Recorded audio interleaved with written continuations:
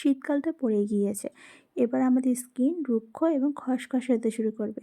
তো আমি তোমাদেরকে আজকে একটা খুব ভালো ফেস প্যাক দেখাবো, যেটা রিজনেবল এবং সবার বাড়িতেই থাকে। তো hello everyone, welcome back to my channel. And আজকে আমি তোমাদেরকে দেখাবো একটা খুব ভালো এবং রিজনেবল সবার বাড়িতে থাকে এমন একটা ফেস প্যাক, যেটার জন্য লাগবে টক দই, বেসন এবং সামান্য হলুদ, যেটা সবার বাড়িতে সাধারণত থেকে থাকে। মেজারমেন্ট করে নেবে কতটা লাগতে পারে, একসাথে লাগতে না পারে, এবং সেই হিসেবে তোমরা অ্যাপ্লাই করবে। আর তোমরা চাইলে তোমরা হাত দিয়ে অ্যাপ্লাই করতে পারো, হাতে আমি বিউটি প্রোডাক্ট দিয়ে অ্যাপ্লাই করেছি। তোমরা অ্যাপ্লাই করার পরে 15 থেকে 20 মিনিট রেখে দেবে, তারপর ড্রাই হওয়ার পরে পানি দিয়ে ধুয়ে নেবে। ব্যাস, আর কিছুই করতে হবে না। তোমরা তারপর দেখতে পারবে তোমাদের পার্থক্যটা একদম স্মুথ হয়ে যাবে।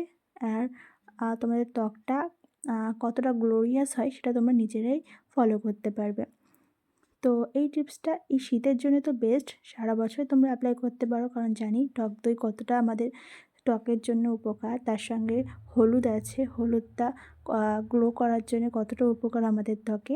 তো সেই হিসেবে তোমরা এই 3টে জিনিস মিশিয়ে অ্যাপ্লাই করে দেখতে পারো। আর এটা হচ্ছে সবচেয়ে রিজনেবল বলতে গেলে। আমরা তো কত ফেস প্যাক কত কিছু বাইরে থেকে কিনে তারপর অ্যাপ্লাই করি।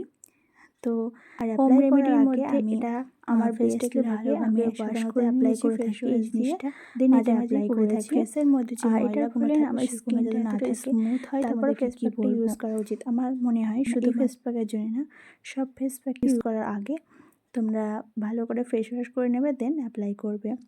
আর এখানে দেখো আমার অ্যাপ্লাই করতে করতে জামাটার কি অবস্থা হয়ে গেল। তো যাই হোক, তোমরা এবার রেজাল্টটা দেখবে। দেখো আমার মুখটা কতটা গ্লো করছে এবং কতটা স্মুথ হয়েছে। আমাদের ফেসটাকে গ্লোরিয়াস এবং স্মুথ রাখার জন্য কিন্তু এই ফেস প্যাকটা তোমরা অবশ্যই ব্যবহার করে থাকতে পারো, এবং তোমরা বুঝতে পারবে তোমাদের ডিফারেন্সটা।